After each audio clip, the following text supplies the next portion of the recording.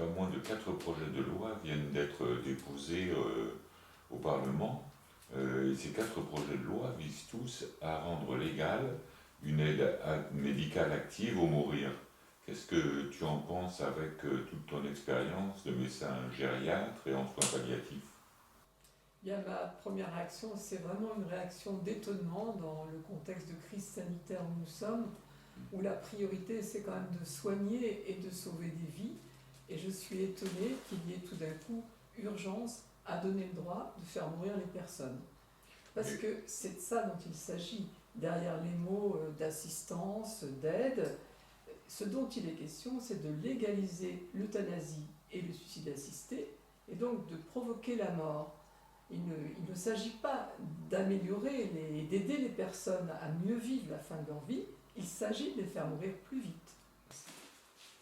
mais alors pour toi, aider médicalement une personne qui est en fin de vie dans des conditions difficiles, dans le cas d'une longue maladie par exemple, ou d'une maladie grave, ça consiste en quoi?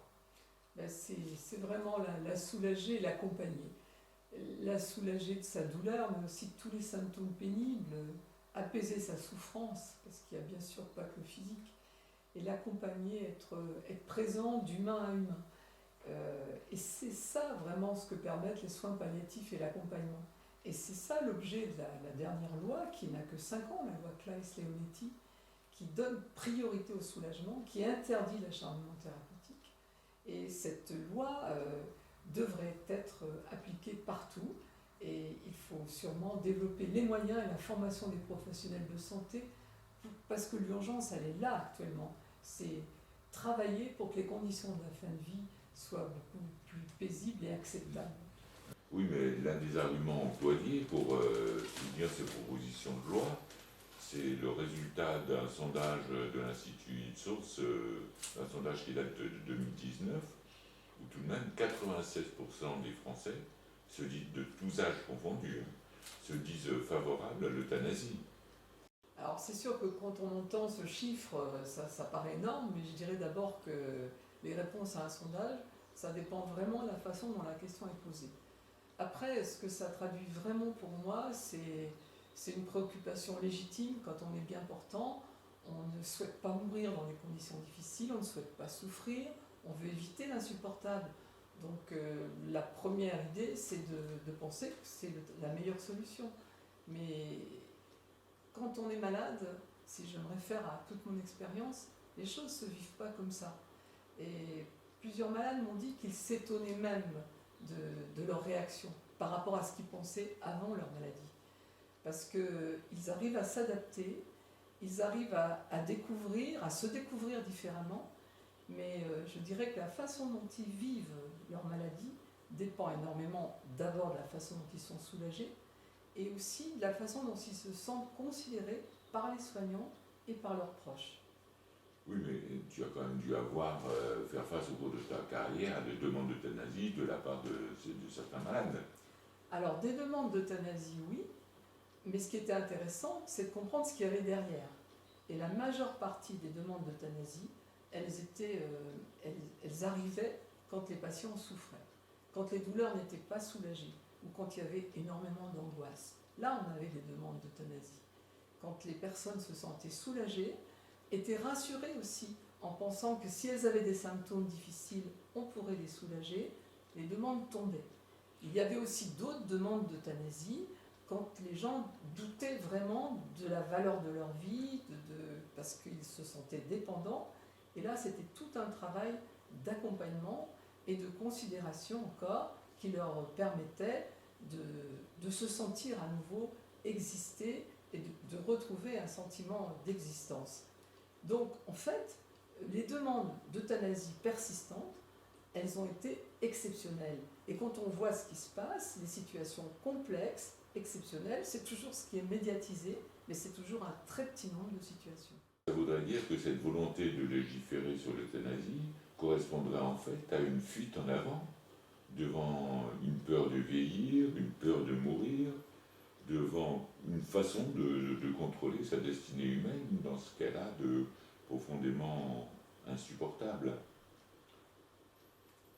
On on pourrait dire il s'agit de se tuer pour ne pas mourir. Hmm. Et je voudrais aussi rajouter que ce qui est présenté comme vraiment un droit de l'individu seul, autonome, eh bien, ça implique les autres. Parce que sa volonté va s'imposer aux autres. Sa volonté va s'imposer aux soignants, aux médecins, à qui finalement on demande de réaliser l'acte, mais également aux proches. Et les études montrent que ce n'est pas sans effet. Il y a des réactions de post-traumatiques chez les soignants, chez les proches, des dépressions, et pour les proches, un sentiment de culpabilité questionnant.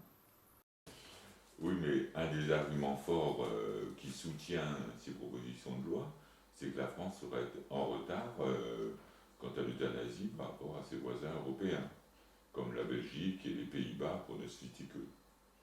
Peut-être qu'il serait intéressant de voir ce qui se passe dans ces pays-là, justement, par rapport à cette question de l'euthanasie. Oui, oui, bien sûr. Ils sont souvent cités en exemple. Mais ce qu'on peut observer depuis la vingtaine d'années, par exemple, où l'euthanasie est légalisée en Belgique et aux Pays-Bas, c'est l'extension du cadre des demandes. C'est-à-dire qu'au départ, le cadre légal était strict. Il s'agissait de personnes atteintes de maladies incurables, en fin de vie, avec des souffrances insupportables. La Belgique a révisé sa loi 19 fois, et maintenant, 19 fois. Il y a une extension aux personnes porteuses de maladies psychiatriques. Par exemple, la dépression peut être un motif pour demander l'euthanasie. Pour les maladies démentielles, pour les personnes handicapées, pour les personnes vieillissantes. Aux Pays-Bas, on discute de l'extension pour des personnes lassées de vivre. Et ce qu'on s'aperçoit également, c'est que malgré la commission de contrôle, malgré le dispositif légal, le fait que ce soit légal, l'euthanasie, ça n'empêche pas les euthanasies clandestines, puisqu'il y a déjà une autorisation de donner quelque part. Et moi, ce qui m'inquiète le plus, c'est vraiment la pression sociale qui s'exerce sur les plus fragiles, les plus vulnérables. Parce que avoir droit à l'euthanasie, c'est quelque part avoir confirmation que le doute qu'on a sur la valeur de son existence est bien réel. Et ça aggrave le sentiment de culpabilité, d'être à charge, d'être inutile. Puisqu'on a droit à l'euthanasie, c'est peut-être que sa vie n'a plus beaucoup de valeur. Alors, ce que tu dis là, moi, ça m'évoque une information qu'on a eue il n'y a pas longtemps sur ce qui se passe en Belgique, où un certain nombre de personnes âgées ne sortent qu'avec une carte sur eux qui dit « Je ne veux pas d'euthanasie ». Ça laisse à penser quand même que finalement ces lois sur l'euthanasie portent en elles le germe du meurtre légal.